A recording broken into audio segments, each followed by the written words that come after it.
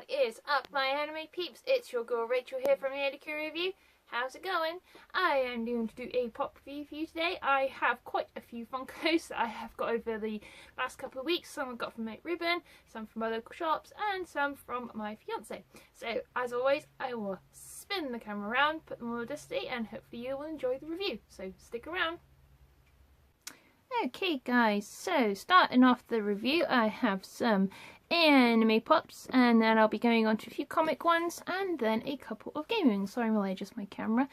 So anyway, first up, this is the last one I need of the Attack on Titan second series range, and this is number 237, and this is Almond Outlet. And yeah, I was kind of looking forward to this. I did kind of get a bit mixed up in my last video saying that I had them, but I forgot I had Almond still on the way from my buddy Ruben. But anyway, he is finally here. So as you can see, it is a pretty nice pop. It is the same sort of standard body as the Levi Funko. Sorry, the Eren pop, sorry, it's the same position with the same cape and swords.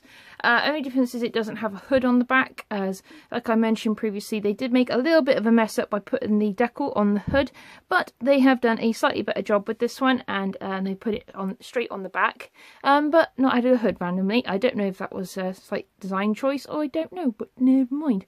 Anyway, so you can see Armin has his luscious blonde locks, and is always sort of notably for being slightly looking like a girl. And if you've read ahead in the manga, he does actually cross-dress at one point to disguise and infiltrate a warehouse. Yeah, if you read the books, it's a lot more interesting. But if you're planning to watch the anime, I probably would say no, because then obviously you'll lose a little bit of the sort of edge of watching the second season. Anyway, like I said, it is just the standard Eren body, but the paint job is a little bit better than the previous one, and it is still a jolly nice pop. I only need the black and white version of Eren Yeager for my first wave collection. I did sort of and are about getting it because I didn't really see the point of the black and white version, but now I've got the Colossal Titan, I kind of want it now. But now it's vaulted. It will be a little tricky to find, but I'm sure after some digging I might find it. So anyway, that is number 237, and that is Almond Outlet. Okay, so still sticking with the anime side of pops, this is from one of my favourite animes of last year, and that is One Punch Man. And yeah, I showed this anime to my fiance, and he absolutely fell in love with it. Obviously, he likes action sort of style stuff, and so do I, and it is amazing. If you haven't watched One Punch Man, I would highly suggest it. If pure fighting and that's not your thing, then watch the creator of One Punch Man's other side anime, and it is Mob Psycho 100, and it's all about psychics and different abilities, and yeah, a lot of emotion stuff. So yeah, anyway, give that a watch. But anyway, back to the pops. This is number 257 of the One Punch Man series, and there are only 3 in this set, but I will show you the other 2 momentarily. But this is obviously the main character, Satayama. He is in a pretty sort of standard pose, but he is a pretty plain guy anyway. Well, when he's in his everydays, but yeah, basically he's got his little shopping bag, as you always see him in the credits with the old leek sticking out, and it has the Hero Organization logo also on the bag as well, randomly. It's just a pretty standard pop, but Satayama's in a pretty plain outfit, and he's got his nice little gold details on his belt. He's got pretty good paint job on the zip, and yeah, it's a really cool pop. I was really looking forward to these when they were coming out, so I'm really glad I got them. So yeah, super duper happy. I got these again from my buddy Ruben, and yep, yeah, this is a really nice set. So anyway, on to the other 2. Okay, so sticking again with One Punch Man, this is number 258, and this is Genos. Obviously, Genos is the cyborg character who sort of teams up with Satayama, as seeing his strength and everything. He quite admires Satayama and wants him to be his teacher.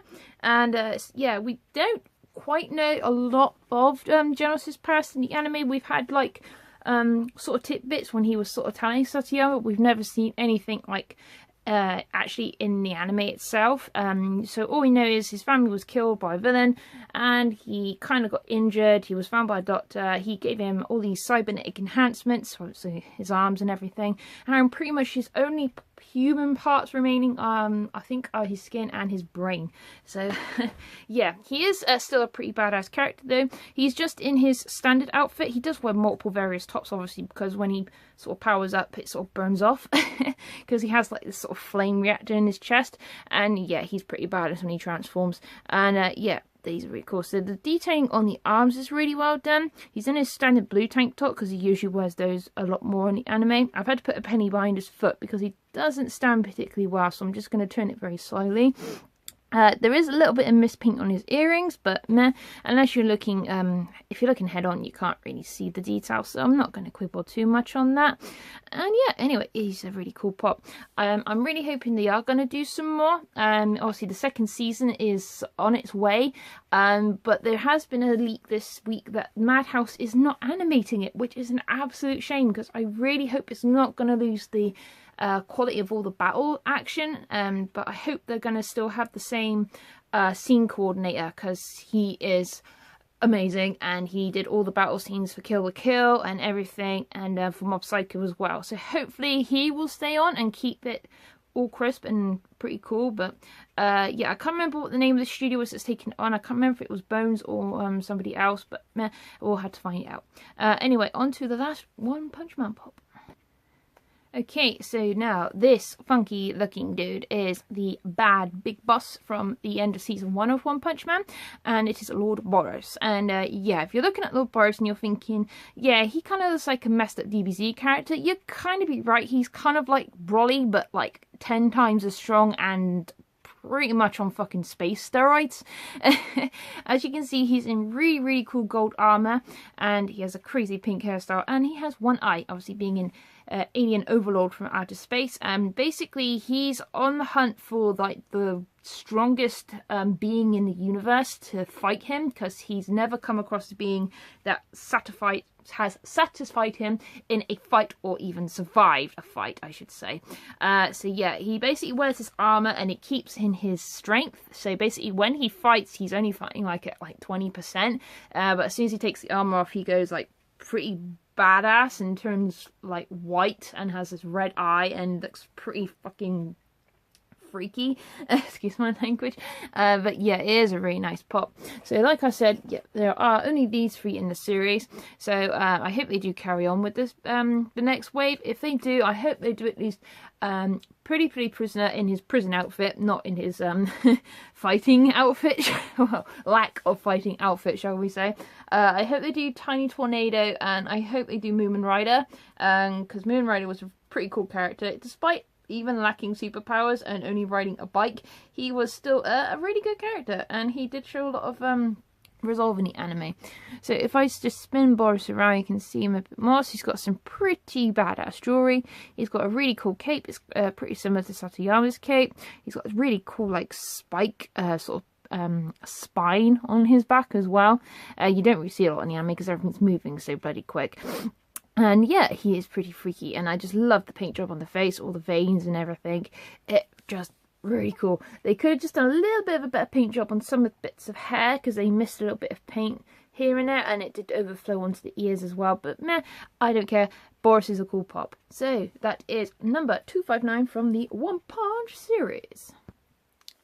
Okay, so the last one of the anime side I'm going to do today is number 111 from the Dragon Ball Z series, and this is Majin Buu, but the chocolate version. It was a variant at one point, and he still goes around for about 20 quid online, and yeah, I got this as a lovely present from my fiance, as it's our engagement anniversary coming up, and he got a present, and yeah, getting in a bit early, bless him. And yeah, this was the nicest box of chocolates I ever got, so yeah, I love this pop, because I've been wanting it for a while for my collection. I've been umming and ahhing and putting it off, and yeah, I'm really glad I got it. So yep, it's really cute. I do actually like the chocolate version a lot better. I think it's pretty cute. You don't actually see him as chocolate in the anime, but it's kind of a bit the pun. If you haven't watched DBZ, yeah, Majin Buu has the ability to turn people and things into sweets and eat them, and yeah, kind of absorb the energy and stuff. So I haven't actually fully watched the Majin Buu saga. I need to. I'm still waiting on DBZ Kai to release the DVD over here. And yeah, anyway, this is part of the second wave. So, and I've already got these three. So I've got Trunks, Gohan, and Krillin. Sorry, as soon as I said Krill Master, then the Krill Master. If you watch DBZ Abridged, you'd get it. Yeah, so this is just Majin Buu. So obviously it's just the same body sculpt as the normal one, but just in the chocolate variant. So I thought this was a really nice different pop. So yeah, this is one of the grails from my collection. They did make a New York Comic Con exclusive of this this year. So yeah, hence why I got this one now, because obviously the old ones might be vaulted slightly more. I don't know what the actual difference is with the New York Comic Con one. I don't know if it's slightly metallic. I don't know if there's like glitter on it. I don't know. They just made it an exclusive for some random reason. But anyway, thank you, Eddie, for my lovely little chocolate present, Boo. He is going to go in pride of place at the front on my DBZ shelf. So that is number 111, Chocolate Boo. Okay, so sticking with some exclusives, like I just mentioned before, this is number 232, and this is a a San Diego Comic-Con exclusive of Gwenpool, but with the selfie stick. And I think they have used this body sculpt before, but she's got two guns and she's got a different arm. But I kind of like this one. It's a slightly different variation, and it kind of reminds me of people at Comic-Con. I don't know a lot behind Gwenpool's story. I know she's not actually affiliated with Deadpool. She is her own special, unique character in her own universe. So I do kind of actually need to read up on her a little bit more. But I just really love her outfit, and I see a lot of people cosplay her. So as you can see, she's got the selfie stick. You can just about see she does actually have a picture of herself on the actual phone in her selfie stick as well, which is kind of cool. And I just love the very vibrant pink. It really stands out against the white, and it's really nice and crisp.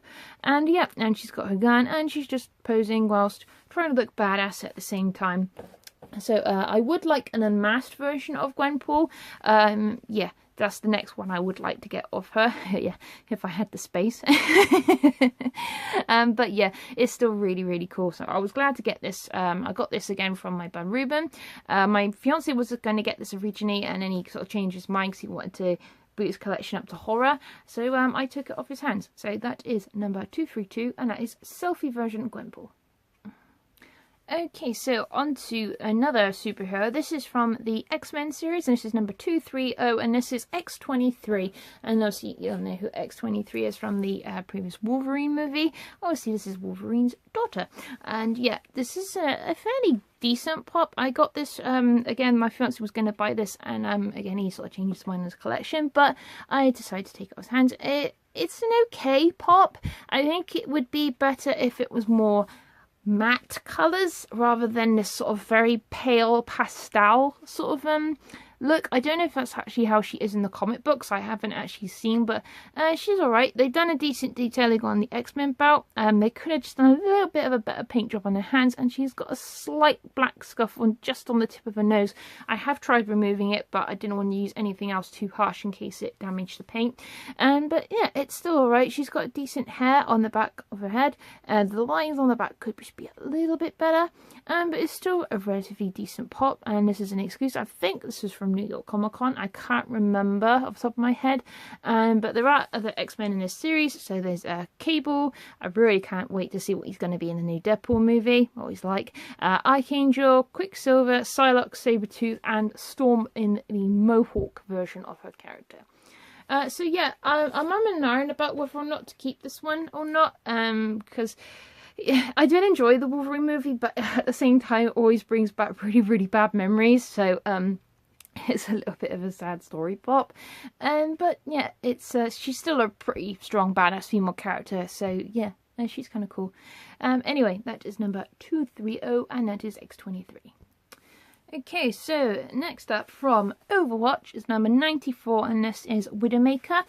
This is from the first wave of the Overwatch pops, so I have them all now, so I'm pretty stoked. Obviously, I've got the green variant of Farah, so I just need the blue one, but I kind of like the green one better, so I might just stick with that one.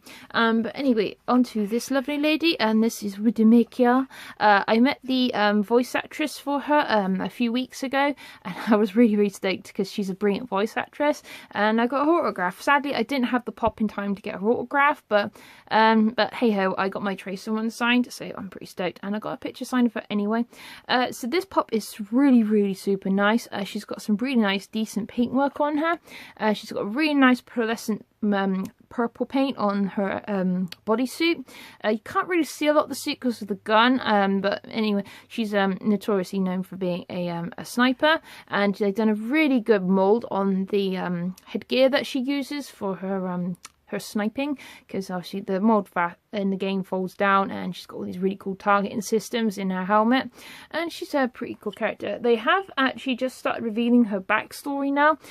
So basically, she was being experimented on by a government facility that was run by her husband, and her husband did experiments on her, kept stopping her heart and her blood flow, and it somehow caused her skin to turn blue. She went rogue, escaped, and then vowed to get revenge. So hence why she's called Widowmaker. So like I said, you can notice the purple person. Yeah, I know it's shining a lot on her booty at the minute, but that's the only part I can actually see properly in the purple. And they've done a really decent mold job on the boots as well, and I love her ponytail. She's a pretty cool character. I haven't had much of a chance to play as her in the game, but hopefully in the sort of next upcoming events, I will sort of try and start divulging in more characters other than just playing as Mercy. So anyway, that is number 94, and that is Widowmaker. This is a unboxed pop that my fiance gave to me the other night. I know that this is from Magic the Gathering. I think her name's Tyrion or Tyrell. I'm sorry if I got the name wrong. I don't know Magic the Gathering very well, but yeah, he gave this to me because he's sort of trying to get rid of the magic pops and stick with sci-fi and horror and Rick and Morty, and so I was kind of grateful for the pop. This is a really nice pop. It's got this really nice metallic pearlescent paint and silver and gold that you can notice it a lot more on the headband, and I like the staff that she's got. It's pretty super cool, and she's in this really nice cape. She's got kind of an Assassin's Creed sort of feel to me in a way, but she's going to go with my Skyrim fantasy collection shelf at the moment. I don't play Magic myself. I find it very overcomplicated to understand all the cards and everything, but I'm very grateful for the pop anyway, because she's pretty. Yeah, apologies if I can't get the name right. I can't remember it, and it's really complicatedly spelled. Okay, so moving on to a random TV pop. This is number 228, and this is BoJack Horseman from the Netflix show of the same name. I've just recently stopped marathon watching season 3. Season 3 was pretty good. It was a very emotional ride watching this series. We find out a lot more about BoJack's mother's past, and she's going for Asperger's. Sorry, not Asperger's, I'm so sorry, I'm really sorry. That's really bad of me, I got it wrong. She's going through Alzheimer's. Sorry, I don't know why I said Asperger's, sorry, I'm really bad. Yeah, so we find out a lot more about his mother's past and why she's such a really horrible person and very bitter towards people. And yeah, we find out more about BoJack sort of trying to find himself more, and then he finds out he might potentially have a daughter, and she starts sort of digging into sort of more of the history and everything, and then yeah, there's a bit of a big sort of reveal at the end. I'm not going to spoil it if you haven't watched BoJack season 3. I would highly recommend you start watching it. A lot of people say, oh, it's really goofy and it's a cartoon, it's just a horse mucking around. It's not. It does delve into a lot of emotional things like alcoholism, addiction, just a lot of really hard stuff, but at the same time it has the equal balance of comedy that still makes it enjoyable.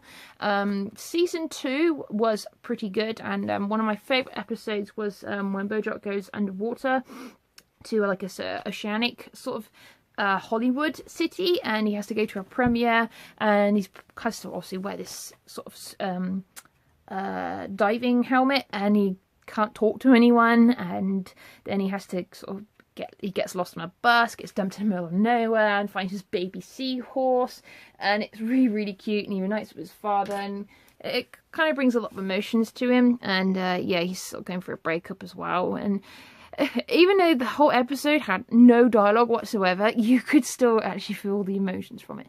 Anyway, I'm waffling. So yeah, this is Bojack. He's just in his standard outfit, which he always wears. He pretty much wears the same outfit every episode, and he's got his little whiskey flask because he's a bit of a notorious alcoholic. And it's a really nice sculpt. So I've got Princess Karen, his sort of on-off girlfriend slash agent. There are 5 in the series. So there's Deanne Newgan, who's engaged to Mr. Peanut Butter, one of Bojack's friends. I've got Princess Karen, and just Todd, his sort of layabout, sort of lay-in house friend, I should say. But Todd actually does improve in season 2.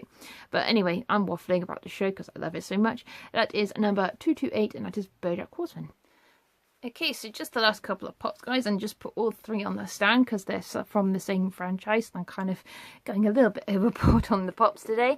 So this is the Five Nights at Freddy's collection. So I have number 108, which is Chica the Duck, or Chicken, or whatever you want to call her. I say more chicken than duck.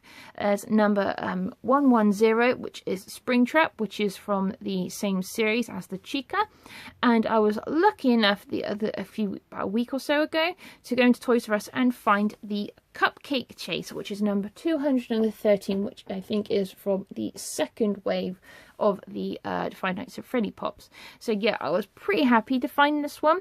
It's just slightly different from the normal cupcakes. It's got blackened eyes, and it's got like this really, really creepy sort of light shading, and it's sort of covered in like mold or rusting, I guess you'd say, because it's an animatronic itself. I would have preferred if it glowed in the dark, like on its eyes, teeth, and the candle. I think that would have made it stand out like a little bit more as a chase rather than just a little bit of a dull paint job. But hey ho, it's a chase. This is my second chase now, and so yeah, pretty happy. And then we have Miss Chica. Again, I got this in Toys R Us. They have a lot of Five Nights at Freddy stuff. That's the one thing I've always found weird for Toys R Us to have, is to have a very, very dark horror-esque game in a kid's shop, yet they won't have any of the other pops in, apart from really boring Harry Potter ones. I'm sorry, I'm not a Harry Potter fan. And all the Inside Out pops and DC pops that no one wants. But the Chica one's really nice. They've got all the good detailing on her bib, and the eyes are really cool. This is probably the cuter one, I'd say, out of the 3. And then number 111, which is Springtrap, which is obviously from this, I think it's from the 3rd game. Obviously, there's a lot of backstory behind Springtrap, being the purple guy stuffed in the suit and all the other stories. And yeah, I think the 3rd one was probably the more scary one out of the game, because they're not physically there, they're ghosts. It's only Springtrap who's actually there, and yeah, he's the badder one out of the game, I think. But it's really cool because I do love all the wiring and everything showing, and he's sort of partially rotting away, and he's more broken down, shall we say, you know, broken, and yeah, what's the word? Decomposing. Yeah, that's the word I should say. It would have been better if he had like some pus coming out of his mouth, because obviously there's a dead body inside of it. But yeah, anyway, yay, yeah, Toys R Us for kids. But anyway, that is the 3 main Five Nights at Freddy's ones I have for you. And on to the last pop of the review today, guys. It is number 223, and this is from the new sister location range. And this is Jump Scare Funtime Foxy, but this is the San Diego Comic-Con exclusive of the Jump Scare Face Foxy. Also in the game, when they jump scare you, their faces open up and you can see all the innards in their faces. And I think that is pretty darn creepy. There is a standard variant, obviously, with Funtime Foxy's face closed, which is part of this series as well. And also you can get Bella Laura the ballerina, Funtime Freddy with the puppet, and hand puppet. I can't remember what the hand puppet's name is called. And Bibi, who is the well, if you haven't played the game, she's kind of trying to help you, but at the same time she's, yeah, it kind of turns into like a Bioshock kind of ending. It's like she's helping you, but really she's sort of helping herself at the end of the game. So anyway, Funtime Foxy's pretty cool, and there's sort of various layers to the paintwork on like the endoskeleton. So there's like a cream sort of pastel white on the arms, and yeah, and just standard plain white for the rest of the body. Again, the really nice pink, and they've kind of done a very good mold to the face, so it actually looks like it would actually fit if it was closed. It would be cool if you could actually close the face and have it open, but now obviously with hinges and stuff they might not always stay as how we want them to be posed. As you can see, the ears are propping it up. Yeah, it's still a pretty badass Funko. I was really glad to get this. I got this again via my buddy Ruben, who's really good at getting the exclusive on his site. I will post a link below if you'd like to check out his site. He does various pops, anime figures, and he also does t-shirt prints and various other printing services as well.